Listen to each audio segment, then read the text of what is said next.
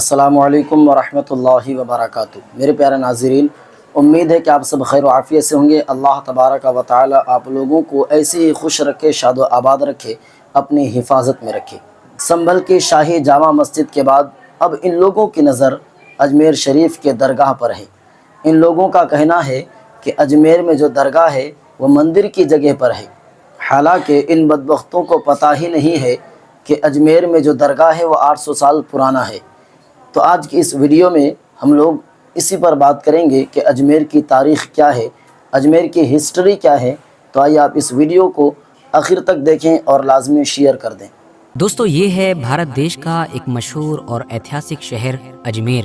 لیکن اس کو اجمیر کم اور اجمیر شریف کے نام سے زیادہ جانا جاتا ہے۔ کیونکہ یہی وہ جگہ ہے کہ جہاں پر بھارت کے سب سے بڑے صوفی بزرگ یعنی کہ حضرت خواجہ معین الدین چشتی اجمیری کی درگاہ موجود ہے۔ اس درگاہ کا اتہاس 50، 100، 150 یا 200 سال نہیں بلکہ لگ بھگ 800 سے 900 سال پرانا ہے۔ اور خاص بات یہ ہے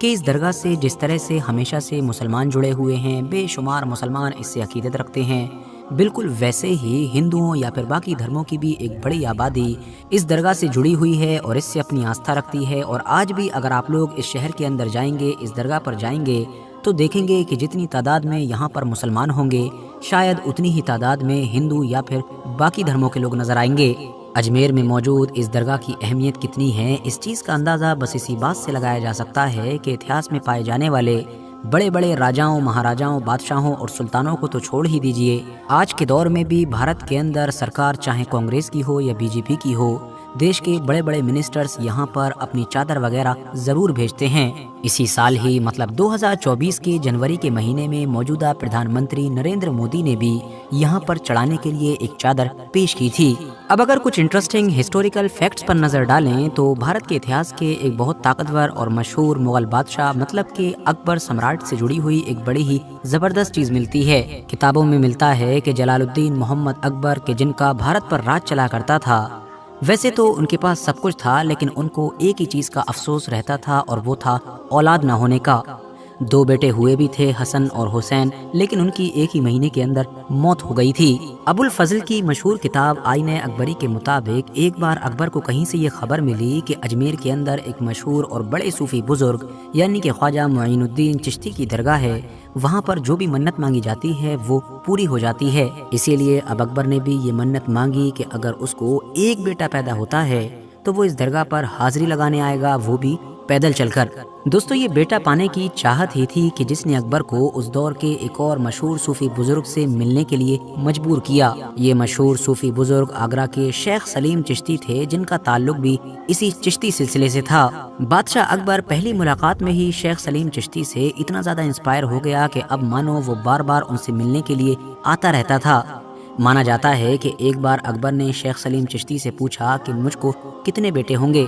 شیخ نے جواب دیا کہ 3 بیٹے ہوں گے، اور بالکل ہوا بھی ایسے ہی، کیونکہ کچھ سالوں کے بعد ہی اب اکبر کا پہلا بیٹا پیدا ہو چکا تھا۔ شیخ سلیم چشتی کی نسبت سے ہی اکبر نے اپنے اس پہلے بیٹے کا نام سلیم رکھا، اور یہی وہ سلیم تھا کہ جو آگے جا کر بادشاہ جہانگیر کے نام سے جانا گیا۔ RH نیٹورک کے نالجبل فرینڈز پاروتی شرما کی ایک کافی مشہور کتاب ہے جس کا نام ہے an intimate portrait of a great Mughal Jahangir. اس میں انہوں نے ایک بڑا ہی دلچسپ قصہ لکھا ہے، جس کے مطابق بادشاہ اکبر نے ایک بار اپنے صوفی بزرگ یعنی کہ شیخ سلیم چشتی سے پوچھا کہ آپ کتنا وقت اور اس دنیا میں ہمارے ساتھ زندہ رہیں گے۔ اس کے جواب میں شیخ سلیم چشتی نے کہا تھا کہ تب تک کہ جب تک شہزادہ سلیم اپنا پہلا سبق یاد کر کے اس کو ہو بہو دوہرا نہ دے۔ اکبر نے جیسے ہی یہ سنا، فوراً ہی اپنے بیٹے سلیم کا پڑھنا لکھنا سب کچھ بند کروا دیا اور اس چیز پر نظر رکھنے لگا۔ لیکن پھر بھی اچانک سے ایک دن ہوا یہ کہ سلیم نے کچھ سنا اور اس کو ہو بہو ویسی دہرا دیا۔ نتیجہ یہ ہوا کہ اگلے ہی دن شیخ سلیم چشتی کی طبیعت دھیرے دھیرے خراب ہونا شروع ہوئی، اور کچھ دنوں کے اندر ہی پھر شیخ سلیم چشتی اس دنیا سے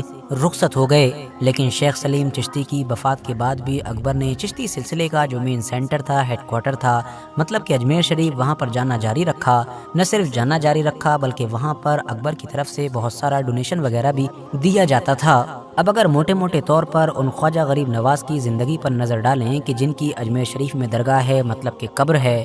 تو جو ہسٹوریکل ریکارڈز موجود ہیں ان کے مطابق خواجہ معین الدین چشتی اجمیری کا جنم ان کی پیدائش 1141 عیسوی کے آس پاس میں ایران کے شہر سیستان میں ہوئی تھی۔ بہت کم عمر میں ہی ماں باپ کے چلے جانے کے بعد یہ صوفی ازم سے انسپائر ہو چکے تھے، اور بعد میں انہوں نے اس بخارا شہر کا سفر کیا کہ جو اس دور میں دنیا کا ایک ٹریڈ سینٹر مانا جاتا تھا، اور آج کے دور کے حساب سے دیکھیں تو ازبیکستان دیش کے اندر ہوا کرتا تھا۔ یہاں پر جا کر ہی ان کی ملاقات چشتی سلسلے کے ہی ایک صوفی بزرگ یعنی کہ حضرت خواجہ عثمان ہارونی سے ہوئی تھی، جو آگے چل کر ان کے سب سے بڑے استاد مطلب کہ ٹیچر ثابت ہوئے۔ ان دونوں نے مل کر ساتھ میں مکہ اور مدینہ کا سفر بھی طے کیا تھا، اور ایسے ہی سفر کے دوران ایک دن خواب میں حضرت خواجہ معین الدین چشتی اجمیری کو پیغمبر حضرت محمد صلی اللہ تعالی علیہ وسلم کا دیدار ہوا، اور ان کی طرف سے ہی ان کو ہندوستان کے دلی جانے کا حکم دیا گیا، اور یہاں سے ہی پھر حضرت خواجہ معین الدین چشتی کا ہندوستان کا سفر شروع ہوا۔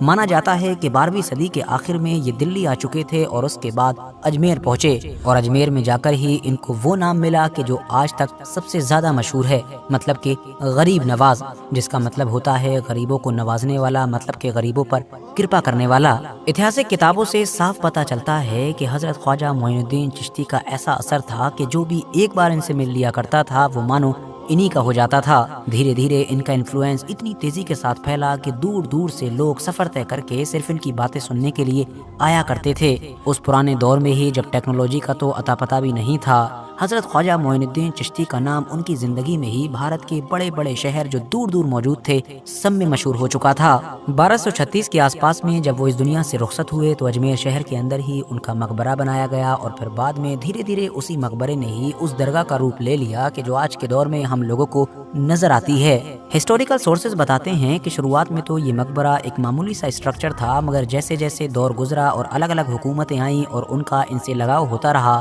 ویسے ویسے انہوں نے اب یہاں پر نیا نیا نرمان کروانا شروع کر دیا، جن میں سے ایک نام مانڈو کے محمود خلجی کا بھی تھا کہ جنہوں نے باقاعدہ یہاں پر ایک مسجد کی بھی تعمیر کروائی تھی۔ بعد میں مغلوں کا دور آیا تو اس کی تو بات ہی مت کیجیے، کیونکہ شروعات میں جو میں نے چند چیزیں آپ کو بتائی تھیں اس سے ہی آپ لوگوں کو اندازہ تو ہو ہی گیا ہوگا کہ مغلوں کا اجمیر شریف سے کتنا گہرا رشتہ تھا۔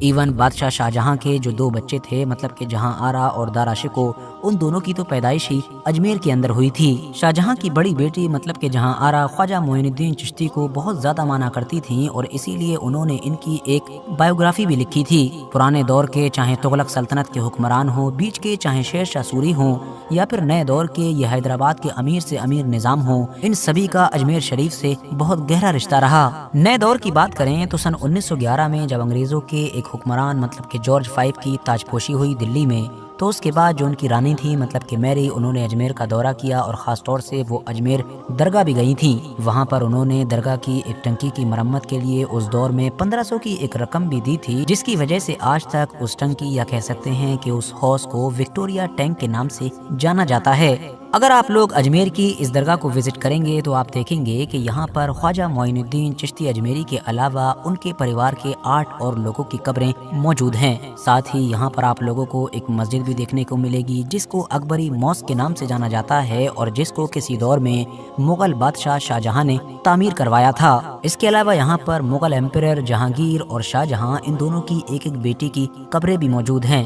اجمیر کے اندر 3 گیٹ موجود ہیں، جن میں سے ایک کو کہا جاتا ہے نظام گیٹ، جو دراصل حیدرآباد کے مشہور نظام میر عثمان علی نے بنوایا تھا، جبکہ باقی بچے ہوئے 2 گیٹس میں سے ایک کو جنتی دروازہ تو دوسرے کو بلند دروازے کے نام سے جانا جاتا ہے۔ یہاں پر ہر سال ایک بار عرس بھی منایا جاتا ہے، اور اگر اسلامک کیلنڈر کے حساب سے دیکھیں تو یہ عرس رجب کے مہینے میں آتا ہے۔ اس عرس میں اجمیر کی اس خاص درگاہ پر حاضری دینے کے لیے لاکھوں لوگ پہنچتے ہیں۔ عرس کے دوران کھانا وغیرہ بنانے کے لیے یہاں پر 2 خاص دیگوں کا استعمال کیا جاتا ہے، اور آپ کو جان کر شاید حیرانی ہوگی کہ یہ دیگیں سائز میں تو کافی بڑی ہیں ہی، مگر حد سے زیادہ پرانی بھی ہیں، کیونکہ ان میں سے ایک دیگ تو وہ ہے کہ جو کسی دور میں بادشاہ اکبر نے یہاں پر پیش کی تھی، جبکہ دوسری دیگ وہ ہے کہ جو بادشاہ اکبر کے ہی بیٹے مطلب کہ بادشاہ جہانگیر نے پیش کی تھی۔ اس میں سے جو بڑی دیگ ہے مانا جاتا ہے کہ اس میں ایک بار میں 2800 کلو چاول آسانی کے ساتھ بنائے جا سکتے ہیں، جبکہ جو چھوٹی دیگ ہے اس میں بھی لگ بھگ 1100 کے قریب چاول بنائے جاتے ہیں۔ آخر میں ہم امید کرتے ہیں کہ ہماری اس چھوٹی سی ویڈیو سے آپ لوگوں کو اجمیر شریف کی اس اہم درگاہ کے بارے میں بہت کچھ جاننے کو ملا ہوگا۔ ویڈیو اگر سچ میں انفارمیٹیو لگی ہو تو لائک کرنے کے ساتھ ساتھ دوستوں کے ساتھ ضرور شیئر کریں،